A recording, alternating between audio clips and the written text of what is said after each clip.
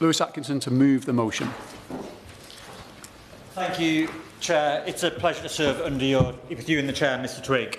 I beg to move that this House has considered e-petition 661407 relating to parental access to children's social media accounts. It's a privilege to have the opportunity to open this important debate as a member of the Petitions Committee. I want to start by paying tribute to the petitioners, and in particular the petition creator, Ellen Roon, who I had the honour of meeting as part of my preparations for this debate and who is in the gallery today. Ellen's son, Jules, died in April 2022, and since then she has been a determined campaigner, not just to get access herself to Jules' social media data to help understand the circumstances of his death, but also to secure a future in which other bereaved parents do not face the situation she has. I welcome that Ellen's MP, the Honourable Member for Cheltenham, is here, and also my honourable friend, the Member for Darlington, who has been working with her on this issue. I look forward in particular to their contributions, which I know will provide further insight and will rightly ensure that Ellen's own words are on the parliamentary record. Since Jules' death in 2022, the law and practice related to social media data has changed in several ways, most notably through the Online Safety Act. These changes were secured in large parts thanks to the efforts of the Bereaved Families for Online Safety Group, other members of which are also here today, and I pay tribute to their work. What I hope will become clear in the course of this debate is that recent changes to the law, the implementation of those changes, and the response of social media companies are not yet sufficient, and that further change is needed to help bereaved parents such as Ellen. This petition attracted 126,000 signatures, and that is a testament to both Ellen's campaigning efforts and the public concern on these issues. Online services such as social media, streaming and messaging are now features of everyday life, including the lives of children. There are undoubtedly positive aspects of age-appropriate online services, giving children opportunities to explore the world, connecting with others who share interests, and extending peer support options. But as the level of public concern recognises, it is beyond doubt there have been significant exposure of many children to online harms, and that the action in response to that has not yet been sufficient or fast enough to meet the challenges. Would the Honourable Member give way? I will. I'd like to thank the Honourable Member for giving way. Ellen Room has gone through the unimaginable, and I'm absolutely amazed at her ability to continue fighting for answers for her son Jules. Yeah.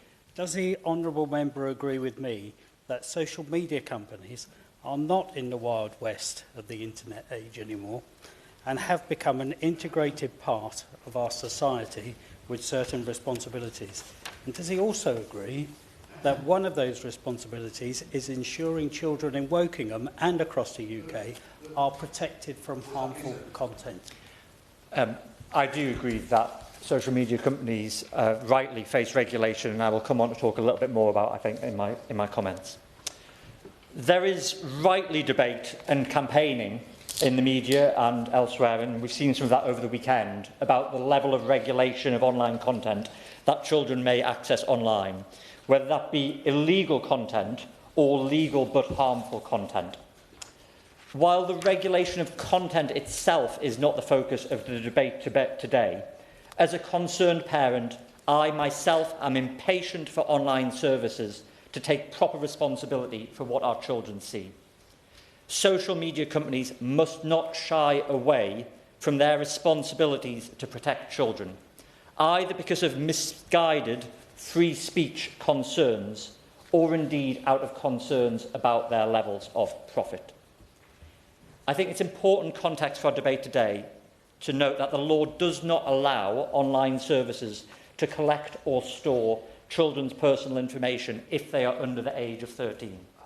As a result, most popular services require users to be at least 13 years of age before they can be used. but enforcement of that requirement has historically been lax, and the age assurance requirements outlined in the Online Safety Act must be implemented without delay. I know members present will want to touch on various elements of the approaches to social media regulation in their contributions today. But in parallel to the wider debate about content regulation, the petitioners here are clear there are specific issues about parental access that warrant response in their own right from both social media companies and the government. So I do now want to focus my remarks and hopefully this debate on the specific questions regarding parental access. First, the petitions call for parental access to social media when children are alive. I understand the instinct for this call, the instinct to directly monitor what a child is doing online in order to protect them from the harms that I've referred to. However, in the course of preparing for this debate, I've also heard clearly from multiple perspectives, including children's charities such as the NSPCC, that broad, overarching parental rights to children's social media would not be appropriate. And of course, we are talking here about teenagers, given the minimum age of use should be 13. Children, teenagers, do themselves have long-established rights to privacy as set out by the UN Convention on the Rights of the Child, and established UK law and practice in a range of areas reflects and recognises that. Such rights are important not just as abstract concepts, but because, as I've heard, as older children explore the world, they do sometimes need a private online space to help them do so. For example, a teenager understanding their own sexuality before they wish to share that with their parents. Sadly, we also know that in some horrible cases, parents are themselves perpetrators of abuse against their children. Establishing a blanket right to access of children's online activity would remove an important safe route for children to seek support and alert others in such cases. I know that the petitioners themselves have reflected on such matters, and while they remain determined to support parents to keep their kids safe online, there is a recognition that establishing an overarching parental right to access the data of living teenagers is unlikely to be the appropriate way forward. Instead, it appears to me that the way for parental oversight of a child's social media use should rather be through strengthening and significantly increasing the uptake of parental controls and other specifically designed arrangements that children and their parents agree to together as part of the sign-up processes for online services. It is clearly the responsibility of online services to implement and expand such measures, and I hope we can see rapid progress in that area as a key part of their work in partnership with parents to improve children's safety online. I want to turn now to the issue of bereaved parents' access to social media data. This is specifically the issue that Ellen has been campaigning for, as she is still not able to access data about Jules' use of online services before his death. I cannot begin to imagine the anguish of what it must be like to lose a child, and even more so, to not be given information that might help you as a parent understand the circumstances of your child's death. We rightly talk about laws, protections and rights, but I do not think we talk enough as a society about the right and indeed the need to grieve a loss, especially one so painful as the loss of a child. As part of my preparation for this debate, I spoke with SLOW, a charity that offers bereavement supports for parents following the loss of a child. They emphasised to me the absolute necessity of establishing an understanding of what led to death as part of the grieving process. By being denied data about Jules' online activity before his death, Ellen has been denied the ability to grieve as she wishes. This petition recognises that it cannot be right that a grieving mother is forced to go through years of campaigning and investigation to try and get answers about her son's death. I urge everyone, and especially those working in social media companies, to reflect on the evident injustice of this situation and to commit to finding a way to do the right thing and give Ellen the information and answers she needs. The Online Safety Act of 2023 did make important provisions for Ofcom and coroners to access social media in relevant cases following a child's death, in turn helping bereaved families. It's welcome that the current government's data bill making its way through Parliament strengthens these powers and the requirements for data retention, so the risks of data loss in these cases are reduced. However, these provisions do not have retrospective mechanisms, and they are therefore not sufficient for historic cases such as Jules's, where the coronial process has already concluded. As a result, Ellen is in the situation where she has to try and crowdfund a significant sum of money for legal action to get Jules's inquest rerun, so the coroner could then use the powers now available in law to access Jules's social media data. It cannot be right that this is necessary.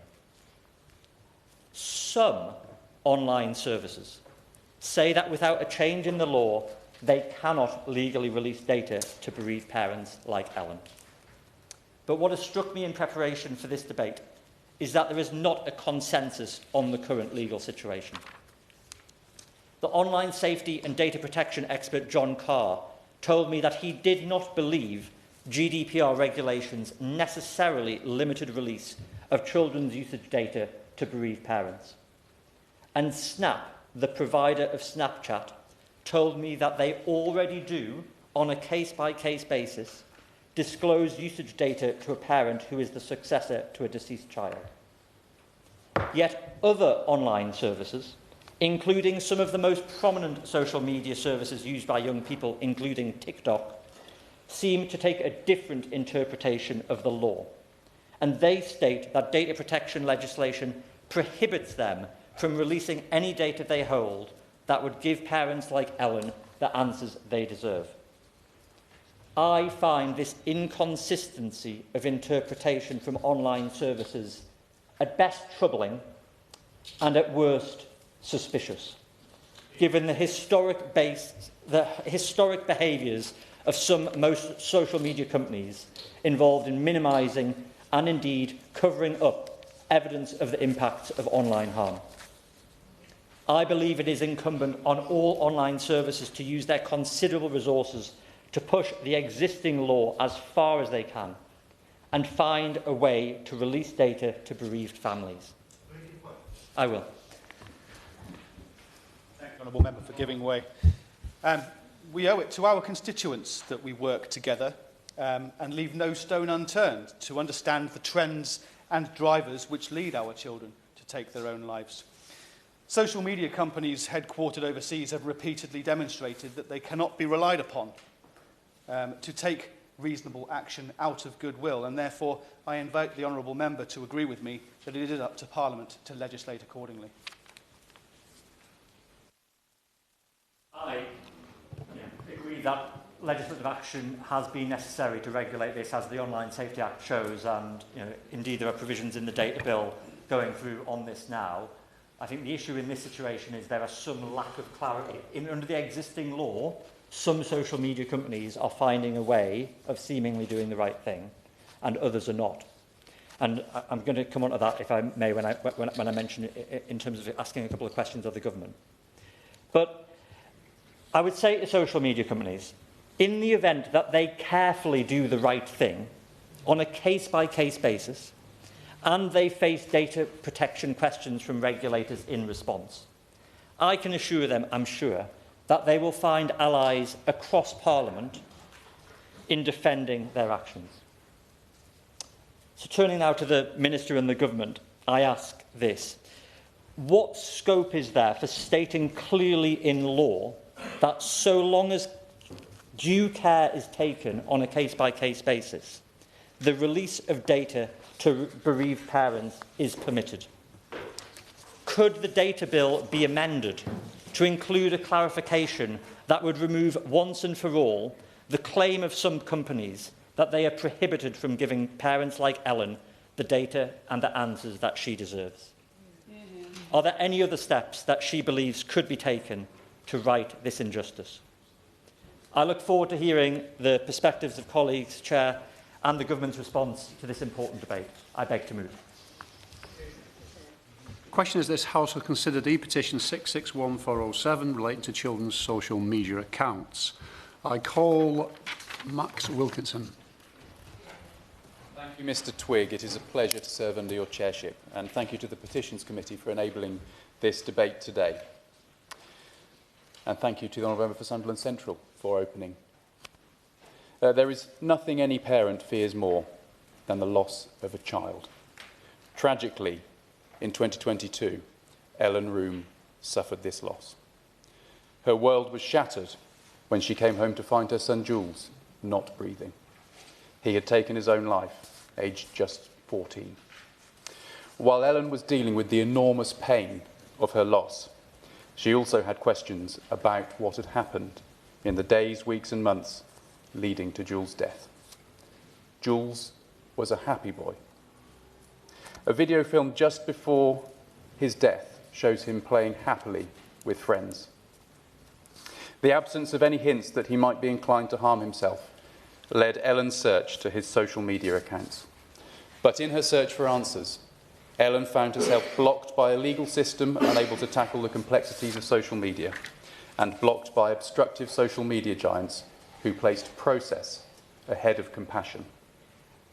The police had no reason to suspect a crime, so did not see a reason to undertake a full investigation into Jules' social media. The inquest did not require a thorough analysis of Jules' online accounts. None of the social media companies would grant Ellen access to Jules' browsing data, citing regulations. A court order was needed to access his digital data, which required eye-watering legal fees. Ellen sought nothing more than what amounts to access to her deceased child's personal effects. In years gone by, that would have required searching through a child's bedroom, perhaps looking at diaries, notes, letters, toy boxes, stickers, any other clues. But the modern-day equivalent of such a search necessitates access to social media accounts. But because the law has not kept pace with the realities of modern life, that search has not and cannot be completed. This is a cruel and inhumane process to impose on a grieving parent seeking nothing more than answers about what happened before their child took their own life. That's all Ellen wanted. Answers about what caused her son to take his own life. I would ask all of us in the room today, and anyone watching at home, to consider what we would want to happen in the event that we found ourselves in Ellen's shoes. And go further.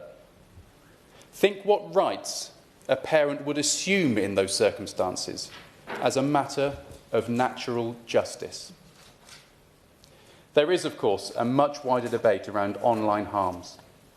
But Ellen is using her experiences and her campaign to bring about positive change in this debate. And she is seeking answers in order that others don't have to in future.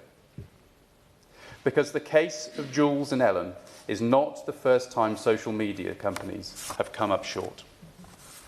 The dynamic and fast-moving nature of the internet means that social media companies are able to act before legislators have a chance to catch up. This is a problem that has persisted for many years, but it is notable that they only act when pushed by brave campaigners like Ellen, when they shine a light on what is happening. The Online Safety Act, as we've heard, takes us a step forward. It does improve rights of access. The current legislation, however, means bereaved parents like Ellen are still left to fight bureaucracy. And of course, in Ellen's case, she's seeking retrospective action too. The government should look exactly how it can rectify this urgently and in retrospective cases too. There is, of course, now an acknowledgement that giving parents the right to automatic access to living children's social media accounts may have unintended and undesirable consequences relating to child protection. But if the law and parents are to acknowledge that balance, social media companies must also do their bit to keep children safe online. Safe from predators, safe from inappropriate content, and safe from content that may cause children to harm themselves. Sadly, in recent weeks and months, we have seen social media companies make increasingly vociferous claims that the protection of free speech and freedom of expression online must come above all else. The examples of Elon Musk's bizarre approach to X and Meta's decision to ditch moderation in favour of community notes are instructive about what is happening and what could happen next. But there has also been much discussion of the impact of the TikTok algorithm on children's mental health.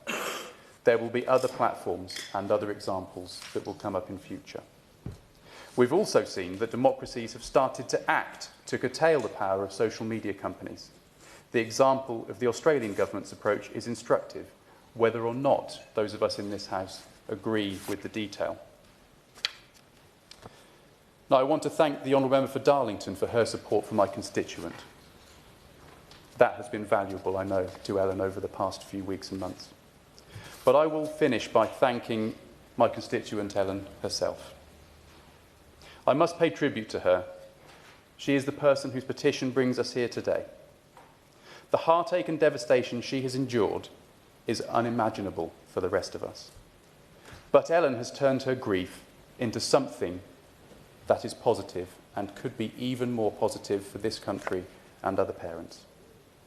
Having watched her campaign so tirelessly and provided support where I can for these past few months, I'm immensely proud of what she has achieved. And we should all be thankful for what Ellen and other members of the Bereaved Families for Online Safety are doing. They know what we in this room all know, what the government knows, what the legal system knows, what police forces know, and what social media companies know. The system is badly failing children and families. So social media companies must now be placed on notice. Protect children and respect families, or face consequences. Protect children so the Juleses of the present and the future do not meet a tragic and early end. Respect the Ellens of the past, the present and the future, so they can be confident that their children can be safe too. Lola McAvoy. Thank you, Secretary. Thanks. Thank you, Mr. Twigg. It is every parent's worst nightmare to lose a child. Now imagine losing them and not knowing why they're gone.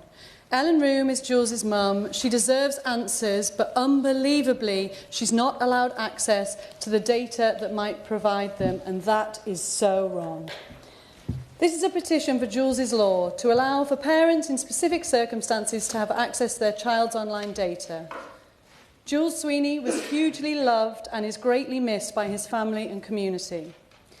Jules's Law, in actuality, would present a small amendment of no more than 100 words to the Online Safety Act 2023. This amendment and Jules's Law would appear under Chapter 4 of the Act, Information Powers and Notices, under Section 101. The Act currently outlines the powers a senior coroner has in relation to instructing Ofcom to issue a notice to online platforms to provide data in relation to the death of a child. Section 101 has been amended under the Data Protection and Digital Information Bill in Clause 122 to strengthen the powers that Ofcom has to prevent the deletion of a child's data when the notice has been given and issued to the regulated platforms that they have died. The progress made in this area is testimony to the parents of children who are no longer with us and their incredible strength and work in this area. Thank you to those present and those watching for everything you have done to protect our children. We need to build on this, to allow parents access to this data without the need for a second inquest. A further amendment would allow, in the event of future tragedies of child suicide or unexplained deaths, for Ofcom to be notified as a routine course of action. This is to alleviate the risk of vital answers to parents' inevitable questions being deleted and to mitigate against the reality of making it solely the responsibility of the parents to request the data in those painful early days of grief. The authority should initiate a data notice in the event of a child's death so to protect against those answers being lost. This amendment, while small in word count, would be transformational in the rights and experiences of bereaved families. We in this place would be hard-pressed to find a parent or indeed anyone touched by the darkness of a child's death who would not support these measures. Ellen Room is Jules's mum, and she and I have bonded over our shared belief that there can be a future where our children are safe online, that there must be a future where every child in every corner of our great country is protected from online harm, and we are bonded by the fact that we will continue to shout loud until this becomes a reality. Ellen has asked me to read her statement about her work to get to this point, her story. That is a great privilege, and I will read her statement in its entirety without taking interventions as a mark of respect for her incredible work in this area and for all those she speaks for who have experienced such intolerable pain. The Bereaved Families Group's work has already changed the law, and for that you should be immensely proud. Before I read Ellen's statement, I must pay tribute to her. We all hope that if put in Ellen's position, faced with her reality, we would stand up and fight for change. The hard truth is most people can't. But Ellen Room, Jules's mum, is not most people. She is exceptional. Her grit, tenacity and determination to turn her pain into purpose and progress, to fight for answers for her family, for all those who knew and loved Jules, and for those who have found themselves in the same terrible situation, is truly remarkable. More than this, it is Ellen's warmth, openness and grace that I have been moved by. Ellen Room is Jules's mum, and these are her own words. It only takes one person to make a stand for morality and justice. In this case, that's me. However, I'm supported by thousands and thousands of people across the world who think it is morally wrong that I am not entitled to see my child's social media data, which might provide answers as to why my 14-year-old son chose to end his own life. When I launched the petition, I asked that parents should have the full right to access their child's social media accounts, either whilst they are still alive to protect them, or if they die, as in my case. It hadn't crossed my mind that the parents might be the perpetrators. I now understand that this could be the case and hope that the Online Safety Bill and Ofcom can protect live children online. However, in my case and that of other parents, when the child has died, who are we protecting? The predators on these platforms? Social media companies? Surely I should have the right to look for answers to the cause of death. Jules's young friends struggle to understand why he is no longer here. The ripple effect of his death is felt not only by us as his parents, but also by Jules's friends, teachers, and everyone in his life who was so shocked as to why he ended it. We deserve possible answers, or at least to try for them. I am his parent, and he is a minor. As a child, he consented to terms and conditions that permitted social media companies to control his data online. I'm unaware of any other legal context in which a 13-year-old can authorise a legal document such as terms and conditions. I have always said that I do not know if it was social media that caused my son to end his own life. However, as a parent, I feel I should morally and humanely have the right to that data to give me possible answers, as there was nothing offline which seemed to be an issue to Jules. He was not bullied, he was doing well at school, and he had many friends. There didn't appear to be body issues, and whilst he didn't like his floppy hair or chin, we are unaware of anything else that could be of concern. Yes, he had a cheeky side to him, as do a lot of teenagers, but he was a great kid who loved his parents, and his parents loved him very much. I fight now for the right to possible answers as to why my son is no longer alive. I have always thought this to be an online challenge gone wrong. Many MPs feel that the data bill will solve this issue. It won't help me or other parents who are in the same awful boat as me. The data bill will allow a coroner the right to access this data in future deaths of children, but only if the coroner or the police request it. How do we stop future cases where neither the police nor coroner asked to see this information? This is what happened in Jules's case. As a bereaved parent, I was barely breathing myself after the death of Jules, and I was in no fit state to ask or even think of asking the police or a coroner for this information. This could easily happen again with the new data bill. Also, retrospectively, we cannot obtain this information without applying to the High Court for a second inquest. My lawyer has quoted that it will cost me up to £86,000 to hopefully succeed in the High Court, but that seems so wrong to have to find this level of legal fees, which is beyond the reach of almost all bereaved parents, to start looking into missing online activity and find out what was going on. Also, what a waste of legal professionals and staff involved with the new inquest. I'm just asking for data which I feel should be available to me as his parent. However, I'm not allowed to see it, which is wrong. I hope that this will be a good debate, but please remember that as a member of the Bereaved Families for Online Safety Group, I represent many other families in the same awful situation, and I want to try for answers as to why their precious children are no longer alive. If this had been your child, you would want answers too. I don't want any other family to be in this hideous position, which will forever affect us all, our family, Jules's friends, his teachers, everyone in Jules's life, and their families forever. Those are Ellen's words. Ellen's campaign for justice is rare, and as a new MP, I may be forgiven for my perceived naivety, but to me, Ellen's campaign poses us with a binary choice. There is no grey area. So I ask that the Minister do everything in her power to help those seeking answers now whose cases may not be supported through new measures. It is simply wrong that information that may offer clarity and peace to parents facing a new reality without their child is denied them. It is simply wrong that parents who are living in that unenviable reality now face the colossal emotional and financial burden of a second inquest to discover if the information exists at all. Ellen Room is Jules's mum, a campaigner, a leader and a mother, and Ellen Room is right. Damien Hines. Thank you, Mr. Twigg, and it's a pleasure to see you today in the chair. I want to join colleagues in thanking the petitioners and Ellen Room in particular for initiating this petition and bringing this debate here to Westminster Hall. I think we were all deeply affected by hearing the statement as just read out, and you have the sympathies of everybody here on the loss of Jules, aged just 14.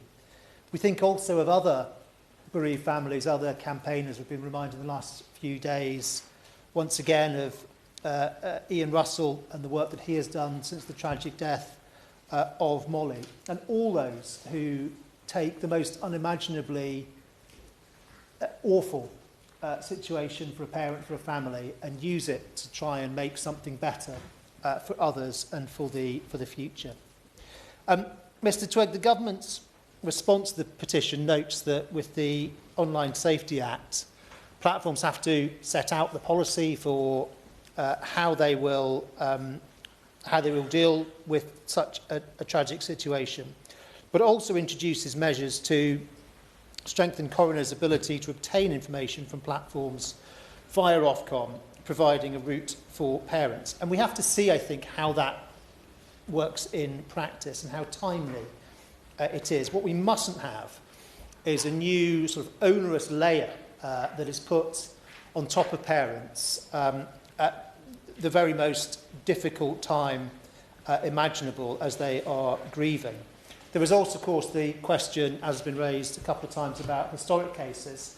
And there will also be future historic cases, because not in every case will the inquest have covered this question. And I hope the Minister will be able to say a word about this, that perhaps the data bill is the opportunity to put this beyond doubt, that the parent has an absolute right, ultimately, with the right safeguards, of course, and verifications, but has an absolute right to see the information related to their child.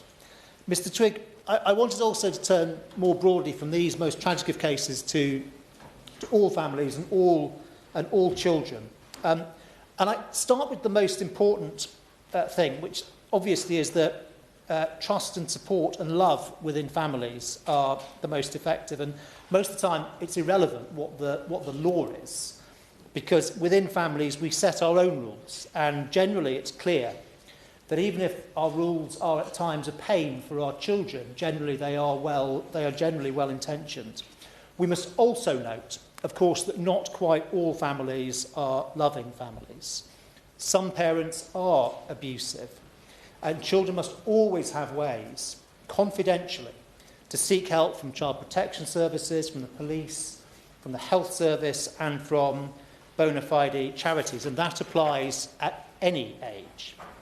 It's also true that everyone needs a degree of privacy, but there have always been different degrees of privacy, and how private something should be proportionate to the level of risk involved. And in accessing online services, Mr. Twigg, we are talking about some things which can have very serious consequences. We need to be able to protect our children from harm, from bullying, from unwanted contact, including from adults, from being drawn to dangerous interests which can become dangerous obsessions. We also, by the way, have a responsibility, and we should be held responsible for them not perpetrating harms on others. And while we trust our children, we do also know that children do sometimes get into trouble. They can also come under pressure from others, severe coercion in some cases. And of course, they potentially have ready access to material of all sorts of varieties, much more harmful than we could as children. They can go deeper and deeper down rabbit holes. And parents aren't the only ones who can help children, but parents do have a unique position in children's lives, are uniquely placed to be able to help and support our children. And that is why I do agree, in principle, with the petitioner, that parents should have a right to see what their child is subjected to or what their child is doing for so long as they are a child and we, as the parent, are responsible for them. And that means at least till age 16. Now, there is a separate debate to be had about the extent of that and what is the threshold and what is the process. And I understand entirely what the honourable gentleman was saying. I don't think anybody probably is proposing to have constant ongoing monitoring. But there are cases, there are instances, there are situations that a child could find themselves in, which I believe do warrant that access being available. There is also a problem, or a hurdle, if you like, with the principle. You can only request access to something that you know exists. It's common for children to have multiple social media accounts on a single platform. But it's probably got a different name these days. It used to be called Finster and Rinster, where you have a fake account and a real account. And of course, the one that your mum sees is one. It's not necessarily, ironically, the one that was called fake was the one where your real life was actually happening. And of course, you could be on lots of other platforms too that parents and others don't necessarily know about. So I believe it's of paramount importance, and I agree here with the honourable gentleman from the Petitions Committee who opened it, to be able to put some guardrails around what children can access. And that is, of course, one of the reasons we have parental controls. So at the heart, Mr. Twigg, what I wanted to talk about this morning was about how those parental controls work and the limits of them.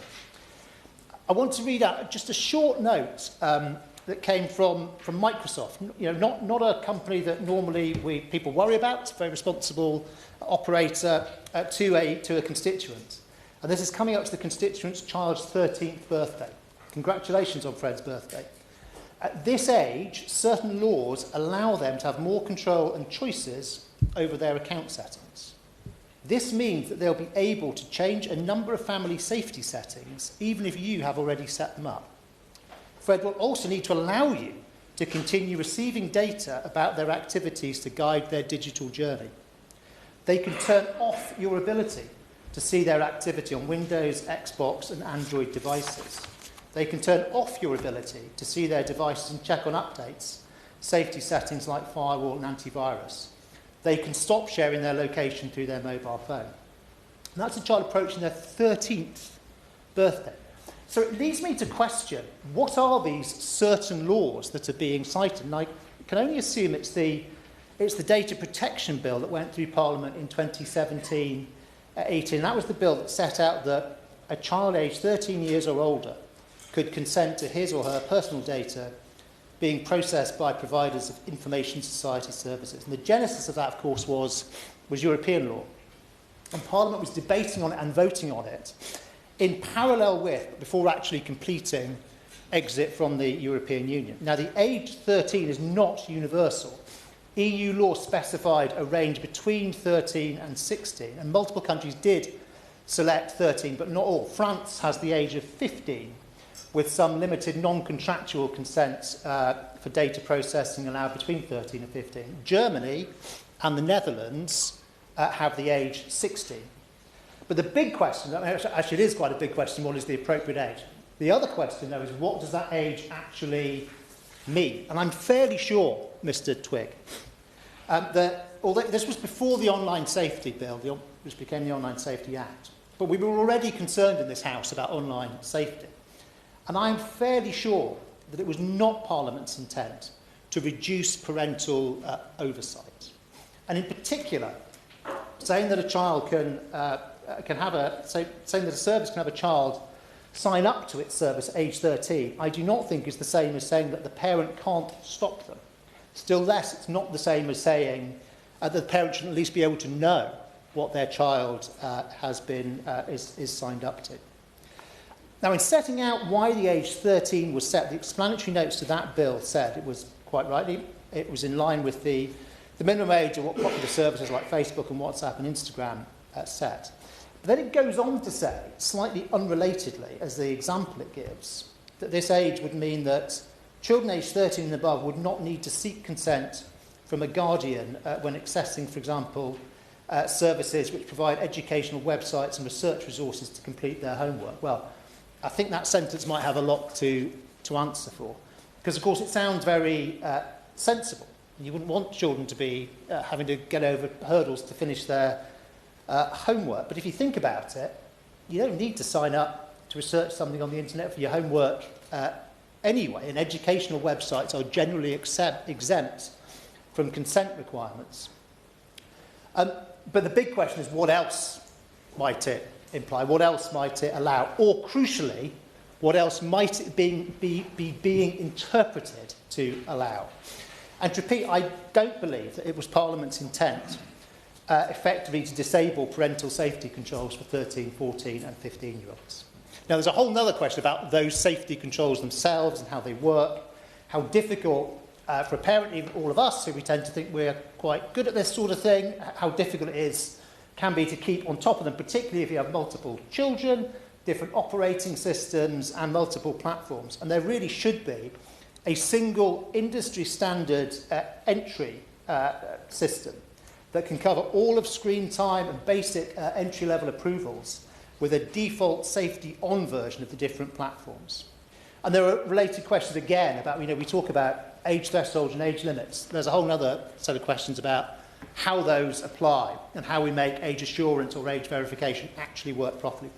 Those are both debates for another day. For today, my ask of the Minister is simply this.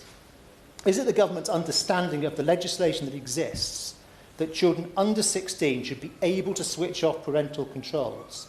And if not, what could be done to clarify the situation? And is a change needed in primary legislation? Thank you, Mr. Twigg. It's a pleasure to serve under your chairship. I'd also like to thank all those who have signed today's petition for raising this issue, and my heart goes out to George's family, and I thank them for their work to bring change so this doesn't happen to other people in the future. I was recently at an event in Worcester's fantastic local library, joined by local leaders, to hear the views of young people in Worcestershire's Youth Cabinet. They presented their manifesto for young people, and I remember being struck by their insights, passion, and in particular their deep concerns over the impact of the online world on their mental health. I share their concern that online harms have run away from us. And we live in a world where young people and old are exposed to content and interfaces that are harmful. I would like to see us move at pace to regulate not only extreme harms online, but also persistent low-level harms that are eroding young people's mental health. Having recently met with Ofcom, I'm concerned that there is much more to do in the regulation of harmful online media. While I welcome us taking some first steps in this area, our current position leaves us far behind where we need to be.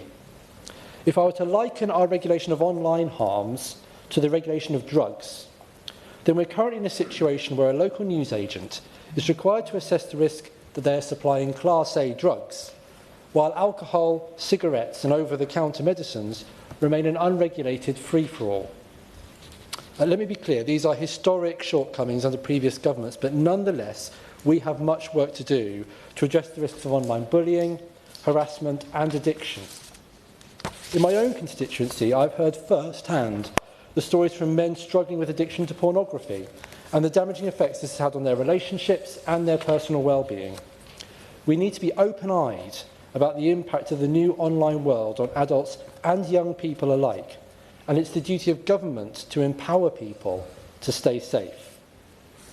What the young people in Worcester told me, though, is they not only want online sources to be regulated and to be equipped themselves for this world, but what they want most is for their parents to be empowered to advise, guide and journey with them through the digital world.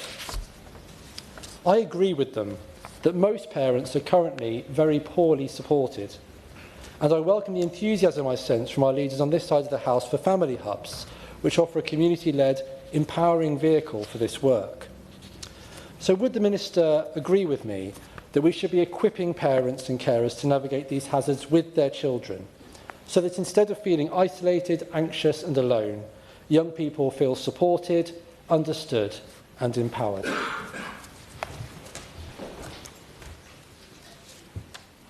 Voted Caroline Voderden. Okay. Thank you, Mr Chair. I'm very grateful to be able to speak in this debate today, prompted by Ellen Room's petition, although I have to say I'm extremely sorry that any of us need to be here today at all. And I'd just like to pay tribute to Ellen and all the other families in the Bereaved Families Network for their tireless campaigning. A week before Christmas, I sat in a committee room upstairs in this building along with Ellen and senior representatives from all the major tech firms, including Meta, TikTok, YouTube and Snap. One conversation that morning will stay with me for a very long time, a conversation that I can only describe as harrowing, shocking and deeply depressing. Sitting alongside two other heartbroken parents who have also lost their children because of online harms, Ellen confronted the representatives of TikTok and Instagram, pleading with them to release information that could potentially give her some peace of mind following the death of her beloved son, Jules. There can be nothing worse for a parent than losing a child, but to lose a child and not understand how or why must compound that agony. Ellen doesn't know why Jules died. Unlike many other children and young people, he wasn't being bullied online and didn't seem to have any mental health issues. All Ellen wants is to find out what her son was looking at online before he died. It might shed some light on this tragedy, which has clearly caused immeasurable grief. Listening to the pathetic excuses that morning from the tech firms about why they couldn't or wouldn't release the data Ellen is asking for was infuriating. There is no good reason not to release this data. Jules is no longer with us, so claiming data protection seems to me, frankly, rather pointless.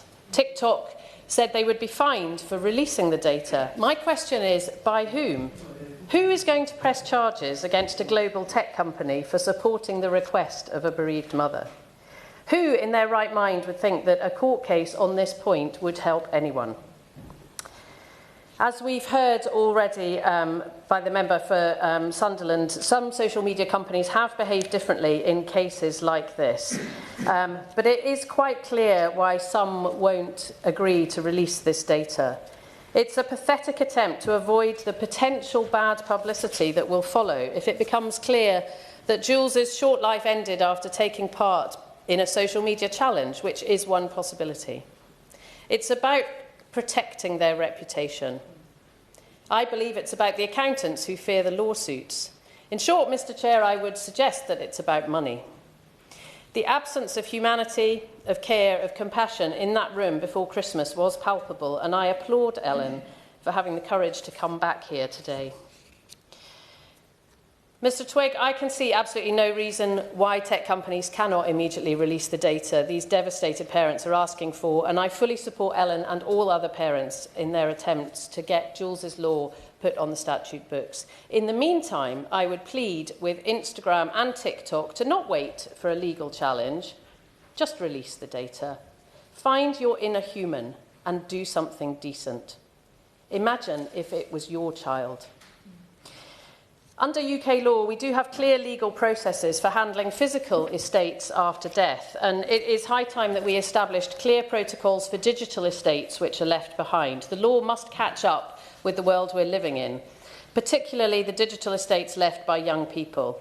Current provisions such as Facebook's legacy contact feature are not sufficient because they rely on a child making a decision while they're still alive, often without fully understanding the implications, as has been mentioned before. It's also quite possible that if children were asked whether their parents could have full access to all their digital online life in the event of their death, they would quite possibly say no. Without formal legal access arrangements, parents are left with no way of viewing their children's account. Absolutely. Thank the Honourable Lady for giving way. I was reading up on this specific issue in preparation for this debate, and I came across some amendments and proposals to the data bill that outlined that these huge providers and tech companies would be required to have a complaints procedure where parents could appeal for their better nature and the release of the data, and then if they were refused it, there would be a proper complaints procedure. Do you think that goes far enough? I thank the Honourable Member for her intervention. No, I don't believe it does go far enough. I think it should be a legal right to access this data without any having to go through any complaints process, particularly at a time when one is struggling anyway with the worst bereavement imaginable. This petition seeks to address that gap in law and ensure that in the tragic event of a child's death, parents have the right to access their child's account to gain closure, to preserve memories as well, and to ensure that harmful content is removed. So I do support the addition of Jules's Law into the online safety bill, and I would also urge the government to do whatever it can to apply it retrospectively to those who have campaigned on this issue. Mr. Chair, what Ellen's family has been through is the absolute worst imaginable, but tens of thousands of families up and down the country are struggling with the impact of social media on their children and teenagers, addicted to their screens because of the wicked algorithms that lure them in, cowed by bullies who can intimidate them right into their own bedrooms late at night, struggling with body image because they don't look like the influencers they watch, depressed at their lives because they don't resemble the doctored, airbrushed Instagram image of perfection, brainwashed by influencers who spew toxic messages through their pages. The damaging impact of social media on our children is vast. Medical professionals from all disciplines tell us regularly of the harm children are experiencing from hour after hour spent glued to a screen. Their physical health is damaged, their mental health even more so. Even their ability to communicate and socialise with other humans is changing. My honourable friend agree? I will agree. Would my honourable friend agree that it is not only the mental health harm, but also the inattention? I speak to so many head teachers in my constituency who tell me that children are unable to concentrate anymore because of hours spent on their screen. And would she agree with me that the government study announced in November seeking to explore this further could be published soon, because every day and every year we leave it, more children are at harm? I couldn't agree more, and I think what's becoming really obvious is the impact of children on their phones late at night is impacting their sleep. So even that is having a knock-on impact on how well they can operate. So just to conclude, parents across my constituency of South Devon are desperate to protect their children, but overwhelmed by the digital world and the power it has over young people. Parents need legislation to empower and support them. The NSPCC reports that over 60% of young people have encountered online bullying. These are staggering numbers that highlight the need for more robust protections from us for children in the digital space. It's clear that we need more robust protection, and it's incumbent on us as lawmakers to protect children as we do from other harms like tobacco and alcohol. It may be right that parents should not have access to their teenagers' social media because of privacy reasons and to protect children's ability to seek support online. But I believe that this makes it even more important and urgent that social media companies are required and obliged to take responsibility for watertight age verification, and that we should seriously look at raising the age of access to some social media platforms to 16. I urge the government to work with social media companies and other stakeholders to create a clear and respectful framework that allows parents access to their child's social media accounts after a death with no questions asked.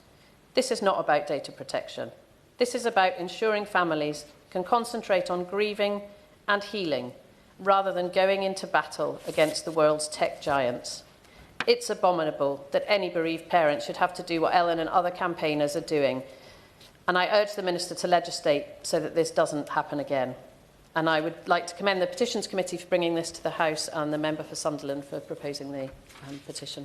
Thank you. Thank you, Mr. Twigg. It's a pleasure to serve under your chairmanship. And may I pay tribute to Ellen Room's steadfast campaign in the most awful, unimaginable circumstances, those of all other bereaved parents who seek change so that no other parent has to suffer like they are. As citizens, parents and legislators, we are rightfully worried about what our children consume online. The recent Channel 4 programme, Swiped, demonstrated both the addiction our children have and the concerns parents have about the time they spend online and the harms they continue to face. Before they are even able to properly comprehend it, our children are sucked into the online world by algorithms that are designed to get them hooked. And like a drug, they keep coming back for more. In this world, they are taught to look up to influencers with unhealthy opinions, unrealistic beauty standards, and conspicuous wealth beyond their dreams. They're told they're not good enough. They may be cyberbullied by their peers for not being good enough, and they have trouble sleeping. Their attention spans wither, and we know that short-sightedness is becoming more prevalent. Our children's work suffers, and they find it increasingly difficult to read and learn. Our children see pornography online before they receive high-quality sex and relationships education in school. They're shown adverts for apps that will use AI to allow them to nudify their peers and spread such images around their friends and school. And they're criminalised for doing so, though the tools they use remain legal and readily accessible. They get trapped in the whirlpool of online pornography, dragged into increasingly extreme and violent content. They become desensitised, and their perceptions and expectations of sex and healthy relationships are warped. Online behaviours quickly become offline behaviours. Self-harm, dangerous viral challenges, peer-on-peer sexual abuse, and huge harm to mental health, so that 1 in 5 children now have a diagnosable mental health disorder. A generation of children chronically online and harmed by it bears the brunt of a technology that was never designed with children's development in focus and acts with no regard for the consequences of the harm it causes. In questioning tech companies recently, none of them could confirm that they develop products widely consumed by children with input from child development experts. I do not understand why we expect stringent standards in all other aspects of our children's lives. Their toys, their cots, their bikes, our cars, and yet not the impact of social media products. We cannot stand idly by in the name of freedom because there is no freedom in addiction and there is no freedom in being harmed. We cannot let our children's lives be dominated by the dangerous online world. Whether it's depression or misogyny, eating disorders or myopia, we are failing children by continuing to subject them and those they interact with to the impacts of a childhood spent online. I believe we need to reclaim childhood for the real world. And while I recognise the important role that online access plays in providing spaces for children to access support, I do wonder how we weigh up the harms caused through that access to social media, which support services, mostly in the voluntary and community sector, and our public services need to mop up afterwards. I think we need to look more at whether we could provide that access more safely within school settings or youth services. I'm very, very aware of the huge impact that abusive parents and carers may play.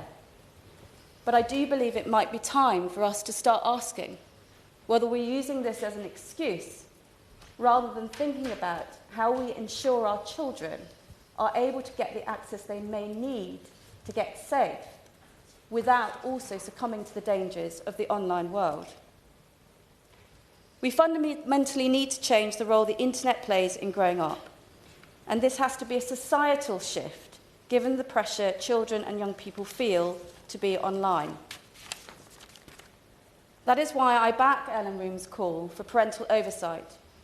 Parents deserve to have all the tools available to them to help them protect their children.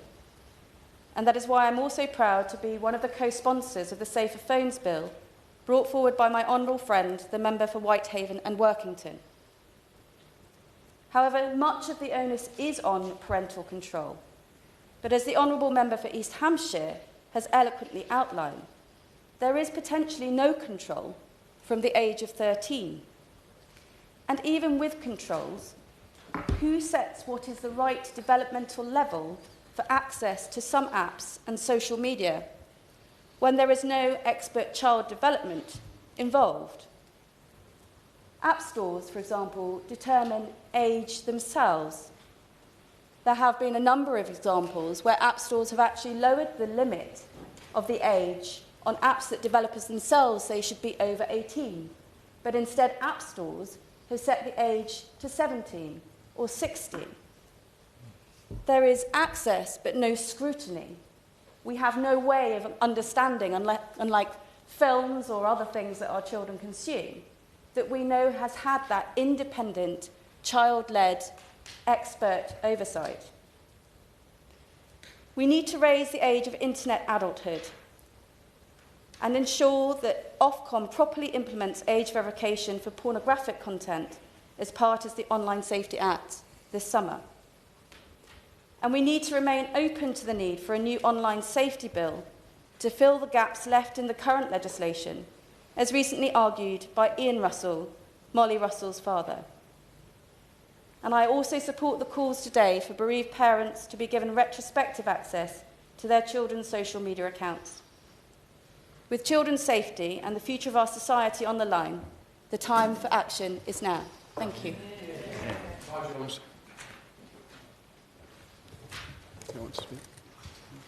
I've already intervened. Okay. So I had you down to speak, that's fine. It's Alex McIntyre. Thank you, Mr. Twigg. It's a pleasure to serve under your chairmanship today. First, I'd like to say thank you to my honourable friend, the member for Sunderland Central, for putting forward this important debate on behalf of the Petitions Committee today. He made some very powerful points in his speech, and I look forward to hearing the Minister's response to those. I may also associate myself with the remarks made by my honourable friend, the member for Darlington, who spoke so eloquently, and also my honourable neighbour, the member for Cheltenham. Mr. Speaker, apologies, I've given you promotion, Mr. Twigg. Mr. Twigg, it's only right to start my remarks proper by paying tribute to Ellen and all of the families for online, who bereaved families for online safety who are here today who've raised this petition, in particular following the heartbreaking loss of your son Jules. It is an unbelievably courageous thing to do, to turn away from the abyss of pain and grief and to turn that into something where you're campaigning for good. And it's quite frankly inspirational to many members in this House. Yeah. I'd also like to thank the 1,711 Gloucester constituents who have signed the petition today. As a relatively new parent myself, I now know what it's like to really worry about a child. People say you don't quite know what it's like to be a parent until your child is born, and I kind of laughed that off and thought, of course you could know, but you don't truly. That moment when you meet your child for the first time and your world changes, you realise that you would literally walk through walls for your child. Thankfully, my child is only one. He doesn't have any social media channels yet that I'm aware of. And if that could continue for as long as possible, I would be really, really grateful.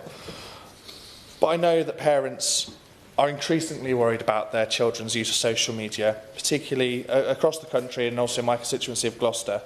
And according to the Children's Commissioner, 2/3 of parents are really concerned about the content their children can access online and the impact that it's having on their mental health. And these concerns are not only felt amongst parents but also children themselves. Research shows that nearly 3/4 of teenagers have encountered potential harms online, while 3 in 5 secondary school-aged children have been contacted online in ways that have made them feel uncomfortable. And as social media is becoming increasingly embedded in our children's lives, it's clear that urgent action is needed.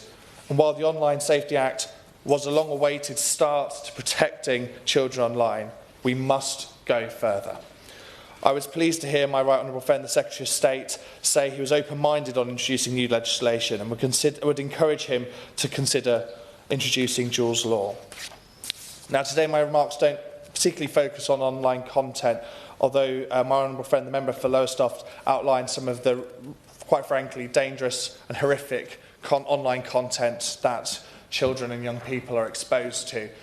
Members of this House don't need to be reminded of the horrific online content that is available.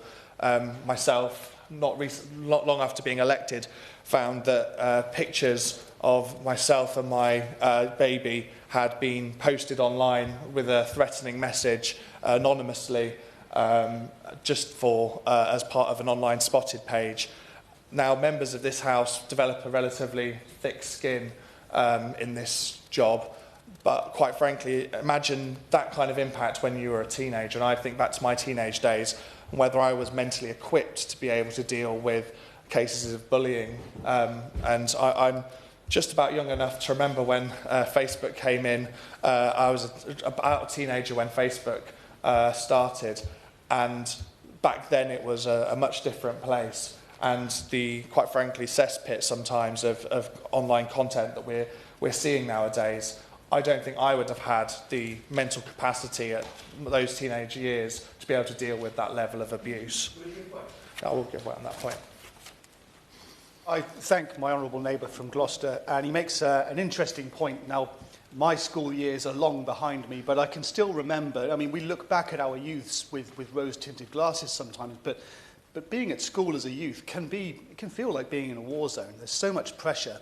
And if you are being bullied consistently, I can barely imagine what it must be like to try and escape that at home, and then to have this device in front of you with all of that material consistently coming in, but even at night. And I would invite my honourable friend to agree. He's entirely correct that bullying in the days before social media was confined to the school gates, and when you got home, in most cases, sadly not all, but when you got home, that was a place of safety and a haven to be able to recover and steel yourself for the next day. And that has been removed by social media, and people are able to get you wherever you are. And I look back on my days as a teenager, you know, growing up with social media as it was first coming out, Bebo, which I don't think exists anymore, MSN Messenger, and my parents had no oversight over what I was accessing, who I was talking to. Quite frankly, you know, it was dangerous. And that's not to question my parents' parenting skills. They are of an age where they're still learning how to use Facebook in 2025. But we do need to do more to make sure that we are protecting teenagers at such a vulnerable age when they're learning about themselves and learning how to deal and build that mental resilience to be able to deal with some of the stuff that, as I said, some of the members of this House will experience on a regular basis. But while we may have another debate on online content, we all know the reason why we're here and speaking on this petition today. And it really concerns me that grieving parents aren't able to access information about the death of their children that may relate to the death of their children. We know that there's been a worrying rise in dangerous pranks, trends that are going around on social media, a worrying rise in people using social media to groom and to target young people, and that there's really dangerous information going viral. Information that, quite frankly, may have played a role in tragic and heartbreaking deaths up and down the country. Giving grieving parents the right to find answers for themselves must be within our power as a government. And I would encourage the Minister to do what we can to support parents and families in this absolutely heartbreaking position. And thank you very much for the time today. Thank you, Chair, and it's a pleasure to serve under you today. I'd like to start by thanking the member for Sunderland Central. I'm sure all the constituents in Edinburgh South West who signed the petition will be grateful for the time he invested in crafting his introductory speech. I'd also, like others, pay tribute to Ellen Room. I think she's shown herself to be a fantastic campaigner, and I'm sure her family is proud of her. The situation she finds herself in, however, is absolutely shameful, and I think the member for South Devon is right to question the motives of the social media companies. Absolutely. And also ask who would oppose them doing the right thing. Hopefully we'll hear from them sooner rather than later on this issue. We have to accept, however, that the framework within which these companies are operating was set either by action or inaction within this building. So we have a duty to fix that. My children are all adults now, at least in theory, and I hope they're not listening. But when they were younger, it is, in all aspects of life, but particularly online, it is always a difficult balance to get right between respecting their privacy and also ensuring that they're safe. But we have to accept that internet is a dangerous place. All of us are concerned about material online relating to eating disorders, self-harm and even suicide. All of us are concerned about that and have a duty to do more about it. I have to remind ourselves. The member for Leeds East, before Christmas time, secured, he's not in his place today, had an adjournment debate on the role of internet service providers in blocking the most harmful of content, which had been linked to deaths of vulnerable young people. I went along to a adjournment debate that night just to learn more about the subject, but I was utterly ashamed and frustrated at what's happening, how we have companies that seem to be looking for reasons not to do the right thing, rather than find a way to support vulnerable people right across our country.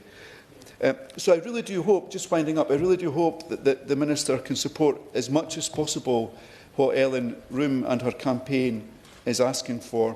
But I think all of us, including the Minister, I think we have to go beyond that. It's not just about the law, it's also about creating a culture online for our young people, where service providers and social media companies feel that they have a social responsibility to support the most vulnerable people in our society and do all they can to support them. Yeah. Thank you, Chair. Thank you, Chair. It's a pleasure to serve under your chairmanship. Can I also begin by paying tribute to Ellen Room in the most genuine and heartfelt way, what you have achieved and what you do and the pain that you have been through is utterly unimaginable, and I think that what we can do today, and I hope in the Minister's response will make some of that bravery that you've had to endure worthwhile. I'm going to focus my brief remarks on the Online Safety Act, because I believe that our hopes as parents, as campaigners, as elected representatives, so much of our hopes were pinned on that Act, and it is a step forward, but I believe that it is only a step forward, a first step forward, and that more should be done. The Act was a product of a weak Conservative government, with many ministers and backbenchers at the time who shared the opposition's conviction that strong regulation of social media companies was essential, being held to ransom by extreme libertarians who dressed up their ability to monetise hatred and extreme content as a free speech issue. Government ministers at the time gave in to an alliance of social media companies not willing to dilute profits to spend on effective moderation, who had a financial and political interest in driving engagement with extreme content. It was a deplorable outcome, and as many of my honourable members said at the time, plainly the new government, as a first task, has to make that legislation work as best it can, and I understand why my honourable and right honourable friends are pressing on with implementing the Act as best they can, but my request to them is to heed to the petition, but also to recognise that what was good enough for the former government under those circumstances cannot be good enough for this new government in the medium term and the long term, and it's certainly not good enough for our children. The immediate concern for myself, for people on the school gates that I speak to, and many of my honourable friends, is that the proposed regulatory regime is going to let some of the most dangerous and extreme sites escape proper regulation that the vast majority of this people in the country would expect to see. It cannot be right that we let some sites escape accountability for their failure to speedily remove certain promotional material simply because they are small. Of course they're small. Such content is so vile that the chances of the promoters getting bigger audiences is always going to be limited. But the need for the firmest regulation in these cases is driven by content and not by size. There is a course. Yes. On that point, the failure of Ofcom to regulate the small but risky platforms seems to mean that a site like LinkedIn is being regulated to a greater extent than places like Telegram or Discord, which are overrun with far-right activism, self-harm, misinformation, homophobia and anti-Semitic content. So does she agree with me that this needs to be rectified and that Ofcom needs to raise its game? The honourable member for his intervention. I do believe more needs to be done, and I don't believe that the government have ruled it out. They're collecting evidence, and I believe that in future iterations of the codes, that should that argument be accepted by Ofcom, that they will make the appropriate changes. I think it's up to us to continue to submit that evidence and to make to call for those changes to be made. The main point of the debate, I think, at the moment is the balance between regulation and innovation, and where we kind of draw the line between the obligation between site users and content providers as not to encourage new services and investment. But it's my belief that that's not the issue at debate that we're debating here today. What we're calling for, what the petition includes, aren't hatred or other data access, aren't drivers of economic growth, and nor is the inclusion of high harm sites in Category 1 a barrier to investment plans for the frontline market leaders. So it's about doing what I believe is the right thing, and I hope that all the voices will be heard today. Thank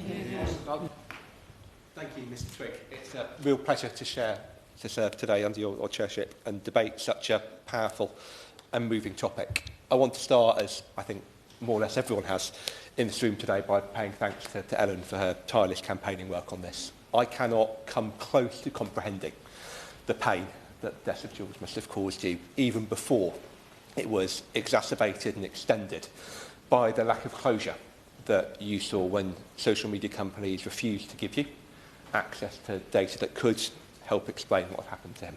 And we, collectively as a society, showed ourselves to be impotent in our ability to compel them to do so. Your ability to turn that pain, turn that love, into such a powerful petition, into such a powerful call for action that I know has motivated so many parents in my Hitchin constituency who signed up to it too, is a true inspiration to so many of us in the room. And just as we're inspired by you, we are inspired by so many of the families here with you today, as part of the Bereaved Family Support Group, who've been doing so much important campaign work on this issue. It's pretty clear, I think, to all of us who've spoken today, that for far too long we've tolerated the belief that online harm is too tricky, too practically infeasible to regulate, in the same way that we would regulate every other form of harm that a young person could be exposed to, often in contexts that historically we've been more comfortable with as legislators getting involved in.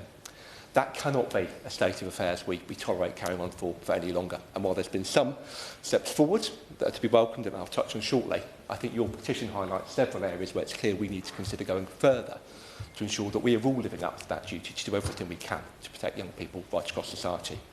Both as a teacher and as a former children's social lead, I got to see firsthand some of the very real ways in which young people can be exposed to harm by our failure to act on social media and online harm over the last decade.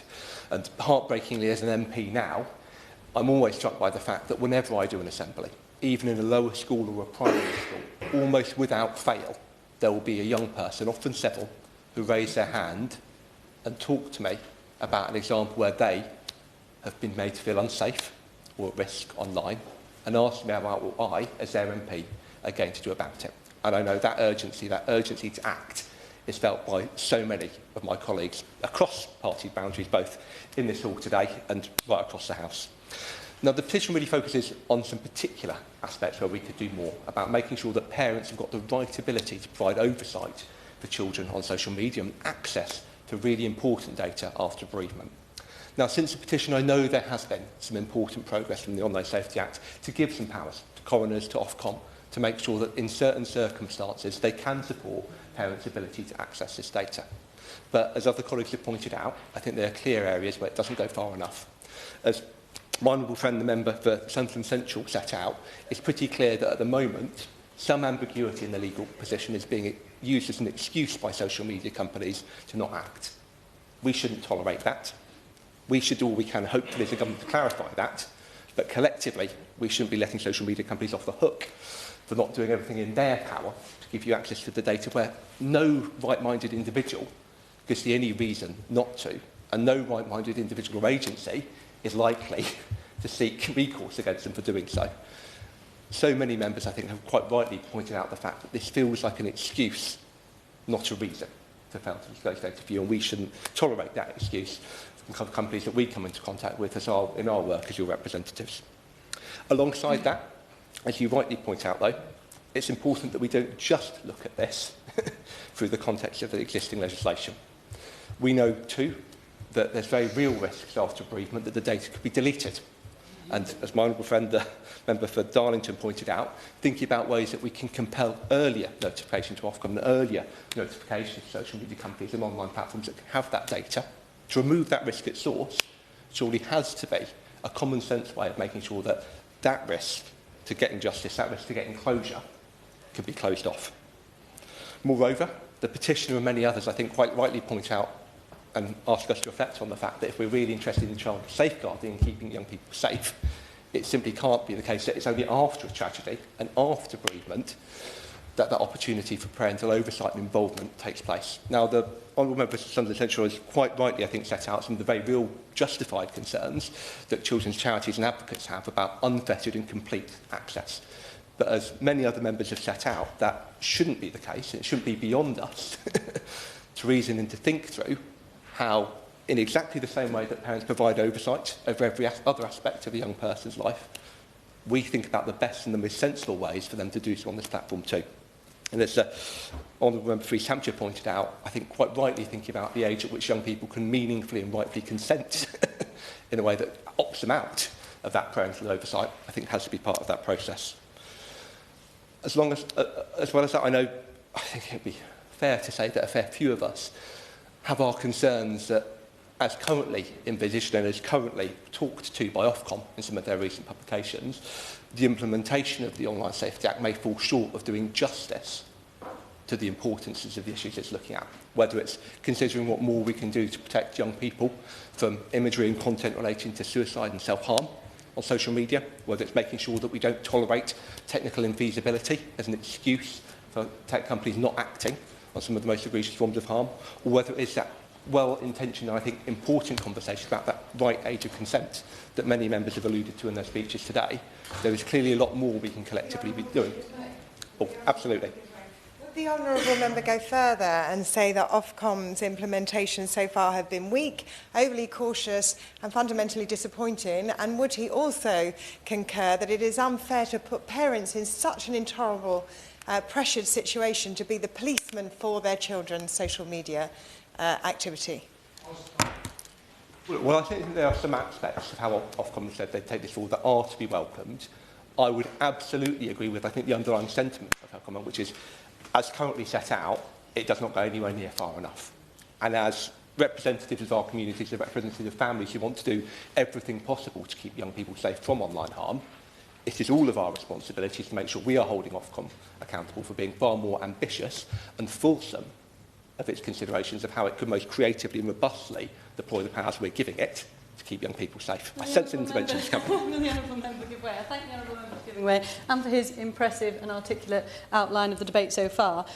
Will the Honourable Member join me in my calls to Ofcom to strengthen the upcoming Children's Code and to use this opportunity that they have in the fact that the upcoming Children's Codes are not yet published to include functionality, a stronger dynamic risk assessment, which will be a live document that's constantly updated, and include the measures that my honourable friend has laid out in the smaller and riskier platforms?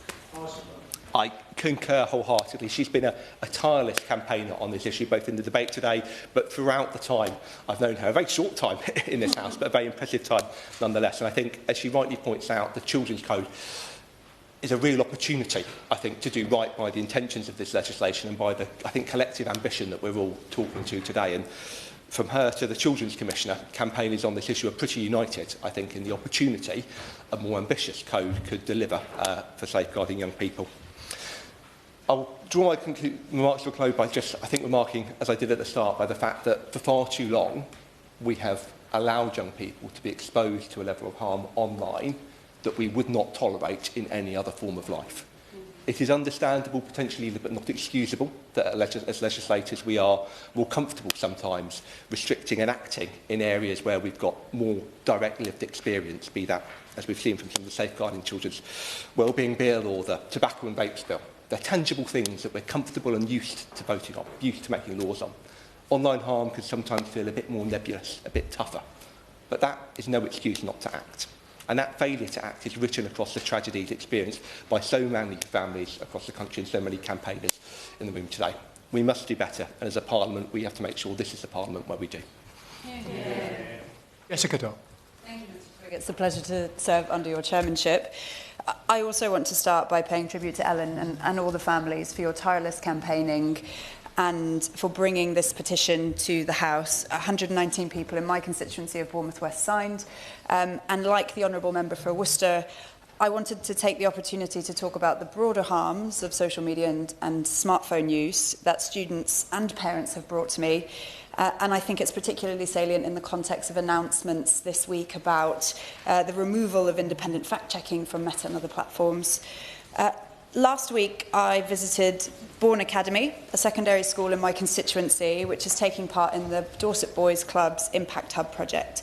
And this project aims to champion the experiences of young boys who are at the face of inequalities and provide a platform for their voices.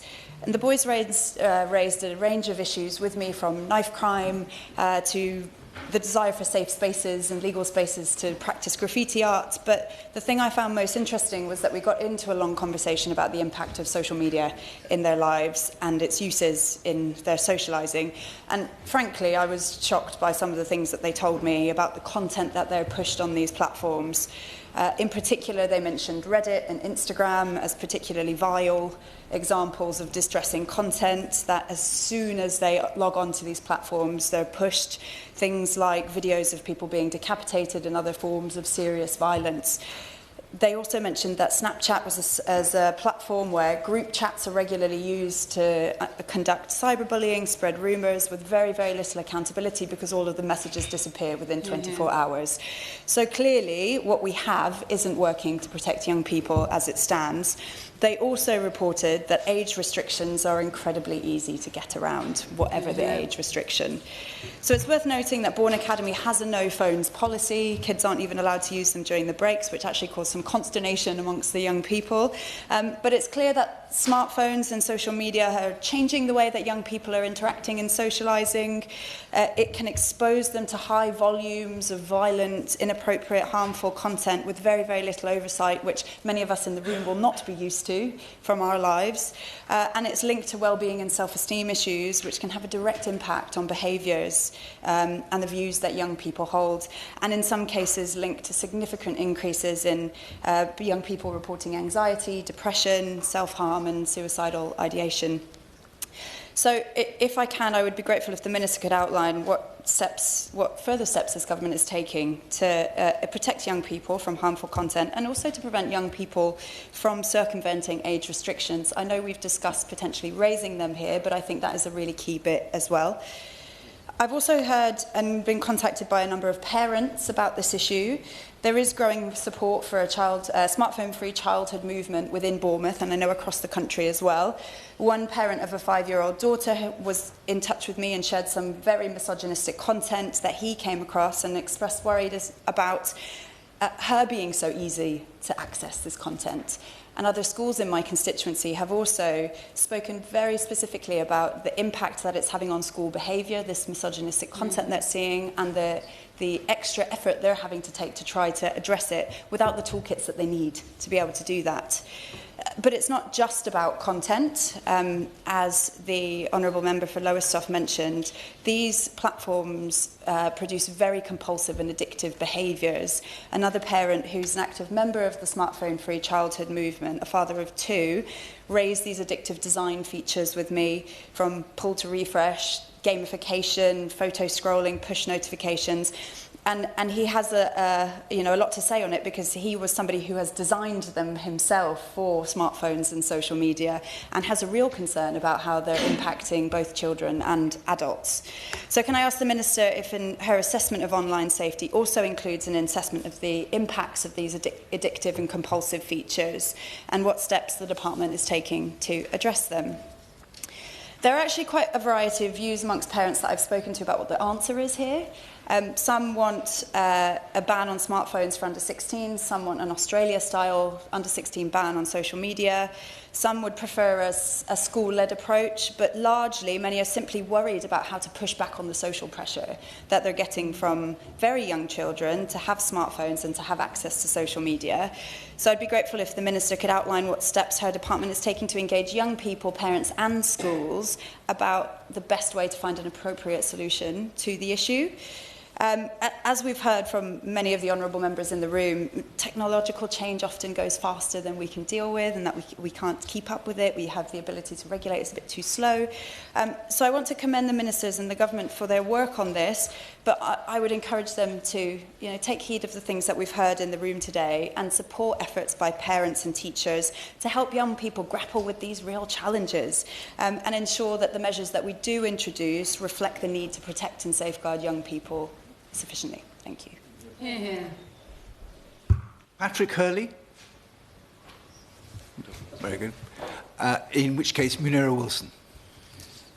Thank you very much, Sir Desmond. It's a pleasure to serve under your chairmanship this evening, and I'm delighted to contribute to this extremely important debate today, and thank the Honourable Member for Sunderland Central for setting out in such a well-informed and balanced way the issues that we are considering. May I, with your permission, Chair, take this opportunity to address Ellen Room directly, to pay tribute to your great courage and bravery. I'm a mother of 2 young children. I can't begin to imagine what you've been through. And to start this petition and push this campaign forward in the way that you have is I did ask your permission, sir, but if I may, to just address the... No, all remarks are addressed to the Chair. All right. I just want to pay tribute to Ellen. Do it to the Chair. Okay, so I've done so again now. Thank you, Sir Desmond. I just wanted to pay tribute to Ellen for her campaign. I also wanted to say how cross I am that actually Ellen is having to push this campaign to get access to Jules's data online. For those of us who were here in this last Parliament during the passage of the Online Safety Bill, as was now Online Safety Act, a number of us attended a meeting organised by Baroness Kidron in the other place, who brought together Ian Russell and some of the lawyers that supported him in Molly's case. And they talked very powerfully about the battles they had to go through to access this data. And Baroness Kidron led a really strong campaign to change the law. But sadly, that still hasn't happened, which is why we are here today. The use of social media accounts is now prolific across society, and even more so for young people. The Online Nation report from 2023 highlighted that children aged 8 to 10 spent an average of 2 hours, 23 minutes per day online, and that rose gradually to an average of 4 hours, 35 minutes online daily. That's the equivalent of 66 24-hour days online per year for 15 to 17-year-olds, and that's just an average. We all know that actually there are a number of young people who spend far more time than that online. The digital age has transformed the way we live, communicate and interact. And social media, in particular, has become an integral part of our daily lives, especially for our children. And while these platforms offer numerous benefits, they also pose significant risks. As Liberal Democrats, we advocate a balanced approach that respects the privacy of our young people while ensuring their safety and well-being. Now, the Honourable Member for East, or I should say Right Honourable Member for East Hampshire, touched on this point, that actually nearly 6 in 10 8 to 17-year-olds with profiles on social media, video sharing platforms or messaging platforms have said that they use more than one profile on any particular social media app or site. And when asked why this was, that's because just under a quarter of them said it was because one account was just for parents and families to see, while a similar proportion said one account was for close friends and one was for everyone else. And meanwhile, 13% of 8 to 17-year-olds who had more than one profile said one account was for the real me and another contained edited, filtered posts or photos. I think those statistics tell us an awful lot. But children themselves are concerned, as we've heard many honourable members outline today, that many children are concerned about their time online. An Ofcom report last year showed that young adults were less likely than older people to think they had a good balance between their online and offline lives. And another Ofcom survey showed that children's concern about their time online increases with age. And indeed, the Children's Commissioner did a brilliant report, the Big Ambition survey last year, where she spoke to over 367,000 children. And amongst, as a result of that survey, we found out that actually staying safe online was a huge issue and a huge priority for many young people. And what we must remember in this place is actually Young people want to be consulted and they want to be involved in the discussion and they want to be involved in the solutions. It's not just about us telling them what is right. It's not about the tech companies telling them what is right. It's about involving young people in the solutions. And that's why I think the work of such as the ongoing inquiry into youth violence and social media by the Youth Parliament is so important. So I urge young people across the country to participate in the inquiry by sharing their own experiences on social media and keenly await the publication of the inquiry's findings. Now, behind each of the statistics that I've cited today are young people, their peers and their families. And having heard from some of those parents and young people in my constituency, and I thank the 465 people in Twickenham who signed this petition. And speaking, as I say, as the mother of 2 young children myself, I have a 6-year-old and a 10-year-old, and the 10-year-old is desperately begging her parents every single day for a smartphone. Some of her friends have their own YouTube channel already, and we are trying to delay as long as we can, hopefully sometime into her secondary schooling, before we give her a phone.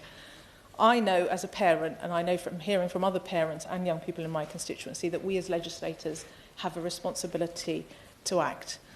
And you know, I'm afraid it was after many years of delay that the last Conservative government did bring forward the Online Safety Bill, now Act.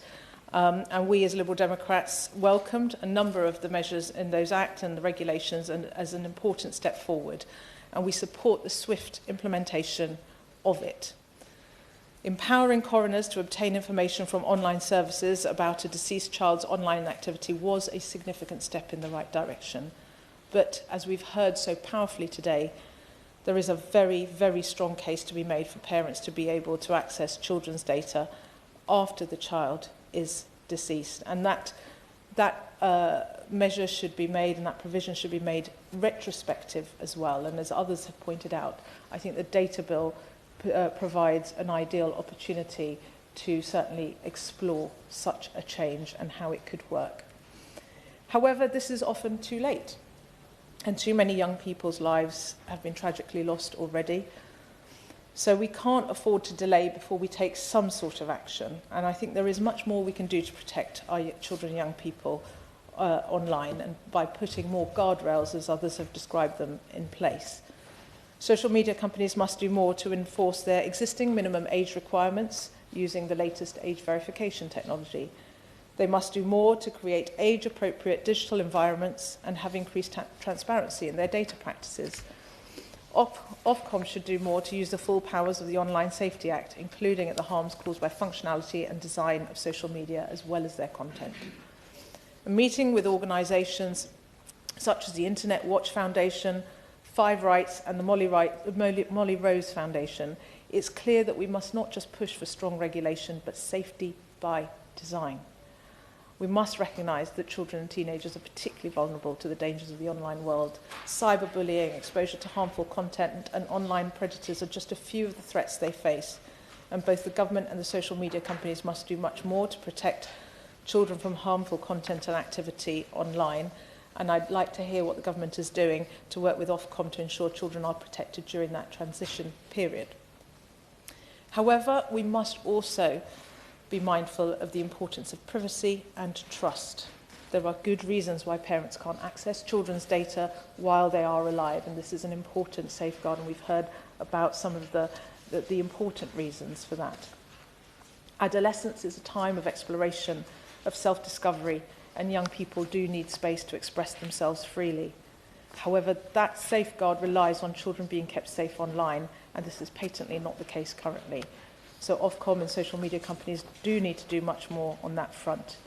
And any measures we implement must strike a delicate balance between safeguarding our children and respecting their rights to privacy.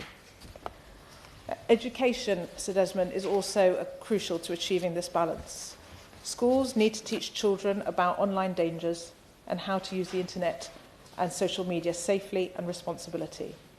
Parents must also be empowered, and I say this, as I say, as a parent myself who feels like I'm way behind my younger children. We must be empowered to protect our children online, including through digital literacy education, advice and support on best practice. And, dare I say it, it's not necessarily a politically expedient thing to say, but we parents also have a lot of responsibility in terms of how much time we allow our children to spend online and what devices we give them access to. And it's hard when our children face so much peer pressure, but we need to take responsibility too.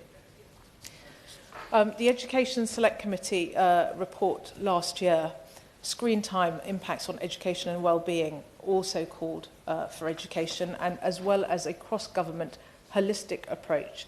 It said that government should work across departments, including the Department for Health and Social Care, the Department for Science, Innovation and Technology, the Department for Education and the Home Office to produce guidance for parents on how best to manage and understand the impact of screen time on their children. So I look forward to hearing what the Minister has to say on that point.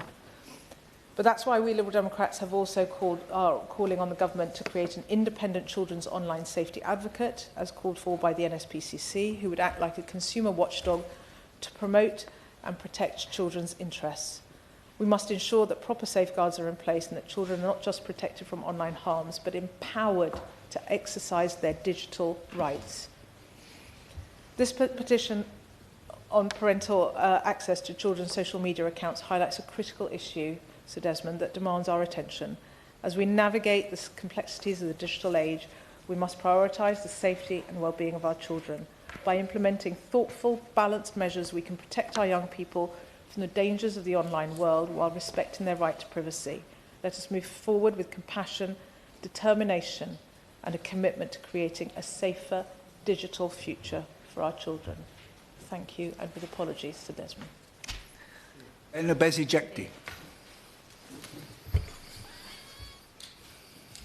It is a pleasure to serve under your chairmanship, Sir Desmond, and I thank the Honourable Member for Sunderland Central for bringing this debate. I would like to start by thanking Ellen Room for her determined work in fighting to highlight this issue.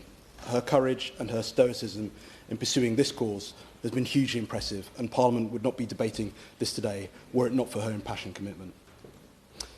This e-petition has garnered some 126,000 signatures in support of calls to give parents and guardians the right to access social media accounts for their children.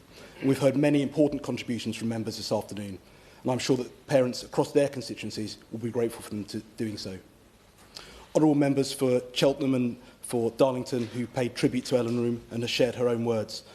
Honourable members for Sunderland Central and South Devon spoke about the refusal of social media companies to release data citing legal restrictions. The honourable members for Worcester and for Lowestoft spoke of the impact of harmful content on children's development. And my right honourable friend, the member for East Hampshire, spoke about how current legislation gives control to children as young as 13. With the vast majority of children now having access to a phone or a tablet by the age of 12, children are exposed to an enormous range of content online. Many children are being exposed to social media content which is inappropriate, dangerous, and poses substantial risks to safety and development.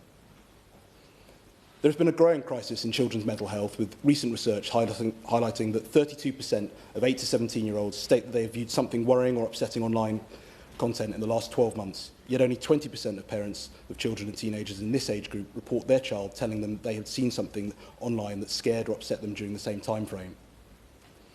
Evidence has shown that the widening of access to the internet has seen more children moving away from social interactions, with a subsequent detrimental impact on mental health and social development.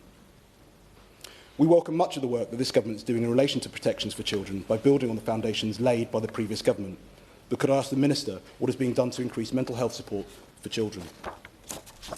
In January last year, the Labour Party pledged to introduce specialist mental health support for children and young people in every school, as well as open access children and young people's mental health hubs in every community as part of the Child Health Action Plan. And though I appreciate it's not part of her brief, could the Minister outline what progress the government is making towards delivery of these pledges as they relate to this topic more broadly? Keeping children safe online in the current media landscape is a challenge that will require agile and adroit legislation that simultaneously keeps pace with technological developments, but also reflects cultural usage of media platforms.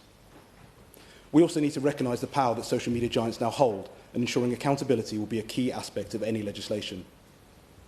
We must ensure that parents have the right to be able to ensure that their children are safe from harm on platforms, whilst also ensuring that, especially in circumstances where children may be being mistreated. I've previously heard Ellen describe how social media companies have abdicated responsibility in assisting in the disclosure of messages that could help to identify how a tragedy has occurred. In the case of Jules' room, TikTok had not released any of the messages on his account, and Instagram Meta had released some, but not all. Any parent should be concerned that they will not have the right to access details of their child's online life, even if it is suspected to have contributed to their death. Parents like Ellen are currently required to take legal action in order to pursue the release of such information. And even if you have the financial resources to do so, why should any parent be forced to go to such lengths just to find out what may be at best critical information, at worst closure? The majority of parents do not even have access to such resources. As a newly elected member, I will not stand here and pretend that the previous government got everything right. But the Online Safety Act was a crucial and positive step forward to keeping more children and young people safe online, so that fewer families have to face situations like those we've heard and spoken about today. One aspect of the Online Safety Act where this situation has been addressed is through Section 101 of the Online Safety Act, where Ofcom has the power to support a coroner's or procurator fiscal's investigation into the death of a child via the data preservation measure. This came into effect under the previous government in April last year, and it is under this section that the amendment that would be Jules' law would sit. Whilst the current iteration of Section 101 is a step in the right direction, it is not an easily accessible outcome, and it is still a solution that can only be put into effect following a tragedy. In order to prevent tragic outcomes in all too many situations, parental access to social media accounts could address this issue. And I would like to ask the Minister whether the Government has plans to introduce legislation giving parents and guardians the right to access their child's social media accounts and the messages contained within them. And if they do, would this build on existing legislation within the Online Safety Act? There are further considerations that must be taken into account. Though parental access to child's social media account may sound like a simple and prudent solution, not every child will be in a position where parental figures have that child's best interests at heart. Children who are vulnerable, for example, in a family with an abusive parent, there would also need to be safeguarding considerations. A child who may be seeking help, communicating domestic abuse to friends or organisations, may then find their only avenue of escape compromised. Further to that, there may also be instances where a parent could use their child's social media account to gain access to information about other children and teenagers via their own child's account. There are therefore wider implications about granting parents unrestricted access to the information of children other than their own, and unintentionally making unsolicited inappropriate contact easier. So I would ask the Minister to consider how such parental access rights could be designed in order to simultaneously give parents the ability to monitor their children's safety, but also to ensure children themselves have the privacy they may need to facilitate their own safety, and how such measures could be designed so as not to be exploited by any of the parties that are subject to them. I was reassured to see the Secretary of State for Science, Innovation and Technology meeting bereaved parents who have lost children after being influenced by harmful content online. I also welcome the publishing of the Secretary of State's draft Statement of Strategic Priorities for Online Safety in November last year, which provided clarity on the framework that the Government will expect the independent regulator to work within.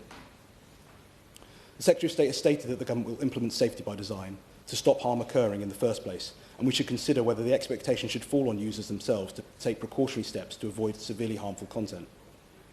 Given how instrumental algorithms are in pushing themed content to users' feeds, I would ask the Minister what plans the Government has to give users the ability to opt out or reset these algorithms. Mr Chairman, we support parents in raising concerns about content they do not want their children to see by requiring that sites take measures to remove content as soon as it is flagged. Since the introduction of the Act, we have seen many cases where the response from platforms has been far quicker than before, and we would welcome a detailed plan on how the Government will ensure that all companies act quickly and lay out what the cost of them not doing so will be. It is right that services must assess any risks to children from using their platforms and set appropriate age restrictions, ensuring that child users have age-appropriate experiences that are shielded from harmful content such as pornography or violence, self-harm, eating disorders, or even suicide. This is why the last government tightened up age restrictions by requiring social media companies to enforce their age limits consistently and protect their child users. But many parents still believe that these age limits are too easily circumvented by children lying about their age. The Government talks of ensuring that age assurance technology to protect children is being effectively deployed. However, I would ask how the Government intends to ensure this and how it intends to ensure that companies are investing in the most up-to-date technology to facilitate this. Will the Government proactively stress test this capability, and if so, how? Mr Chairman, for all of this, Ofcom plays a vital role. As an evidence-based regulator, its task here is to regulate the trust and safety systems and processes. And whilst their role is not to police individual pieces of content necessarily, it is to ensure companies have the correct measures in place to minimise harms to users. At the end of last year, we heard how the government had informed Ofcom that they would need to build more safety measures into these systems. I would welcome the Minister to outline how the government will aid Ofcom in their aims and ensure that any government support needed will be supplied. These regulations would not be anything without empowering Ofcom to take action, which is why we gave it powers to issue fines of up to £18 million or 10% of global revenue, whichever is higher, or criminal investigations into senior managers if they fail to comply with enforcement notices. And could the Minister outline what steps the government is taking to make sure that Ofcom brings forward its children's safety codes and guidance in April? As we've all seen, technology keeps moving. Advancements are constantly made, and the risk of digital progress outstripping the pace of legislation is an all-too-real prospect. We must embrace technology and understand that the internet and social media can be a force for good, embedded in our daily lives, whilst also understanding that checks and balances are essential if we are to ensure a safe online environment for not only today's users, but those newly entering the online world. It is for the government to guarantee an environment conducive to users of all ages, but also to ensure that parents can have the confidence that the online environment can be made as safe as parents themselves strive for the home environment to be. Thank you. I call the Minister.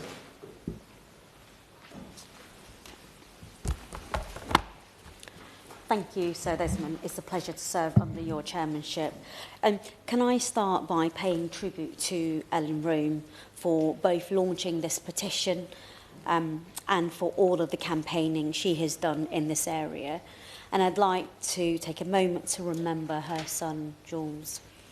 As a parent, I know that we do everything to keep our children safe.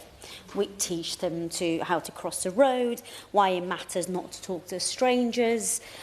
We do all we can. Still, it can be terrifying to think what our children are exposed to, even in the safety of our own homes. I can only imagine how it would feel not to know how or why your child lost their life. I know that parents across the country feel the same way. Ellen's petition, as we've heard, received over 120,000 signatures between 10th of May and the dissolution of Parliament on 30th of May. That shows the strength of feeling on this issue. And I'm grateful to the brave parents who continue to shine a light on this, including Ellen, Ian, and others who campaigned on this issue during the passage of the Online Safety Act. The Secretary of State has met them a number of times, and their views are absolutely crucial to the work we are doing in this area, Sir Desmond. Finally, I would like to thank the member for Sunderland Central for moving the motion on behalf of the Petition Committee to debate this e-petition, along with other honourable and right honourable members for their very powerful contributions today. I know how long it has taken to get the Online Safety Act across the line. This is not a perfect piece of legislation, and the delay in delivering it has come at a heartbreaking human cost. As the Secretary of State has set out numerous times, we are working to implement the Act as quickly as we possibly can so that the protections it puts in place can begin to change the online world our children experience. The Act has two provisions relevant to today's debate. The first section is Section 101 of the Act. It seeks to address problems faced when there is uncertainty over the circumstances leading to the death of a child. The provision supports coroners and procurators fiscal in their investigation, but given Ofcom the power to require information about a child's online activity following a request from the investigating coroner. This is already in force, and the coroners have begun to make use of the powers available to them. The second provision is Section 75 of the Act. It imposes additional duties on categorised services to be transparent with parents regarding a company's data disclosure processes following the death of a child. We have also been clear that we plan to build on the Online Safety Act where it doesn't go far enough. And the Secretary of State only yesterday set out how the Online Safety Act is uneven and in some places very unsatisfactory, and the need for Parliament to learn to legislate much, much faster. We cannot wait another 10 years to make changes to the legislation. And last year, end of last year, the Secretary of State decided to use his powers to issue a statement of strategic priorities to Ofcom, asking them to ensure that safety is embedded in our online world from the very start. This is why the government will also seek to establish a data preservation process through clause 122 of the data bill. The proposed clause will require Ofcom to issue a data preservation notice to specified companies at the request of the coroner or procurator fiscal in Scotland. This will require these companies to preserve information relating to the use of the services by the child who has died. The proposal fulfills our manifesto commitment to further strengthen powers. This will help coroners understand the tragic circumstances surrounding a child's death. On coroner sharing information with families, interested persons, including bereaved families, have the right to receive evidence from the coroners, subject to their judicial discretion. The Chief Coroner has provided detailed guidance on this. Coroners have a statutory duty to issue a prevention of future deaths report if their investigation reveals that future deaths could be prevented by one or more measures. Evidence access via Ofcom powers will help to inform a decision on whether a report should be issued. I know from parents and children just how complex this issue is. The Secretary of State visited the NSPCC recently, where he met a group of young people to understand more about their lives online. The NSPCC was concerned that given parents complete access to their children's social media accounts can raise complex issues around children's right to privacy and, in extreme cases, safeguarding issues, as we've heard today. For example, as it was raised earlier, if a child is exploring their sexuality online, they may not want their parents to know, and they would be right to expect that privacy. However, all members raised retrospective applications respect the application of Section 101. So Ofcom's powers, as I said, require information from companies on behalf of coroners. Ofcom's powers to require information from companies on behalf of coroners can still be used where a second coroner's inquest is ordered. Ofcom can use these powers on coroners' instructions. Ofcom will also be able to use data preservation notices in events that second coroner's inquest is ordered. Any personal data that is captured by the data preservation notice and held by the online service at the time of issue will still be in scope and must be retained upon receipt and notice. However, I have heard very powerfully from all members today that the costs associated and the lengths that parents have to go to actually request a second inquest. And I think, as I've said, the bill is not perfect. There is room for improvement, and I would like to meet with members and parents to explore this further. As I said, we need to continue to review the legislation. On age limits, smartphone and social media ban for under 16s has been raised, and we are aware of the ongoing debate as to what age children should have smartphones or access to social media. As the Technology Secretary has previously said, there are no current plans to implement a smartphone or social media ban for children. We will continue to do what is necessary, what is needed to keep our children safe online. We are concentrating on finding... of course. I thank the Minister for giving way. And on that note, we've heard from several members today their concerns for children's mental health when their expectations are so often measured on heavily doctored images they see online. Will the Minister commit to use and or amend legislation which commits hosts to clearly identify doctored imagery and the accounts and pages which spread them, as is common with regulated news outlets? Thank you. I thank the Honourable Member for his intervention. I will come to that point in my response in a second. On the smart, as I said, on the ban for smartphone social media ban for under 16s, we are currently focused on building the evidence base to inform any future action and have launched a research project looking at the links between social media and children's well-being. And I heard from the member that this needs to come forward, and I will pass that on to my colleagues in the department.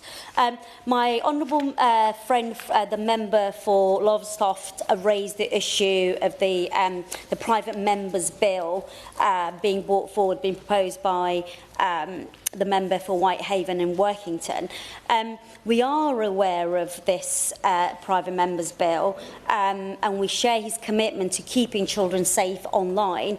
We are aware of the ongoing discussion around children's social media and smartphone use, and it is important that we give sufficient time to properly debate this issue. We are focused on implementing the Online Safety Act and building the evidence base to inform any future action. And, of course, we look forward to seeing the detail of the member's proposal, and the government will set out its position in line with the parliamentary process on that. The member for Darlington raised the issue around ambition of Ofcom. Ofcom has said that its codes will be iterative. And the Secretary of State's statement will outline clear objectives for them to require services to improve safety for their users. The member for Twickenham and the member for Bournemouth raised engagement with children. We know how important engagement with children is, and Ofcom has engaged with thousands of children when developing its codes. And the Children's Commissioner is also a statutory consultee on the codes. But of course, we must continue to do that and do more. And the member for Huntingdon raised the mental health services and our commitment on this. He is right, the government's manifesto commits to rolling out Young Futures Hubs, and this national network is expected to bring local services together to deliver support for teenagers at risk of being drawn into crime, but also those who are facing mental health challenges, and where appropriate, deliver universal youth provision. I will say, as he said, it's within the health portfolio. I would be happy to write to him with more detail of where the programme is. So, Desmond, we want to empower parents to keep their children safe online. We must also protect children's right to express themselves freely and safeguard their dignity and autonomy online. With that, I'll give the honourable member. I'm very grateful to the Minister for giving way. I know she spoke earlier a little about age limits. I wasn't sure if she'd finished responding to members' comments and questions, and if she was going to be able to comment on the question not only of what the various age thresholds should be, but what they mean. And in particular, if having the GDPR age of 13, does that mean that parental controls effectively should be able to be switched off by somebody of age 13, 14 or 15? I thank the honourable member for the intervention. I'm sure during the passage of the Online Safety Act, the members' party, the issue of the age limit and why it was 13 would have been discussed. But I'm more than happy to write to him in detail as to why it's been set at 13. But as I said, there are discussions. There is a live discussion being had at the moment about raising the raising the age, and evidence on that is being collated as well. As I said, Sir Desmond, the challenge of keeping our children safe is a fast-moving world. It's a fast-moving world, and is one that we all share. Government, social media platforms, parents, and society at large.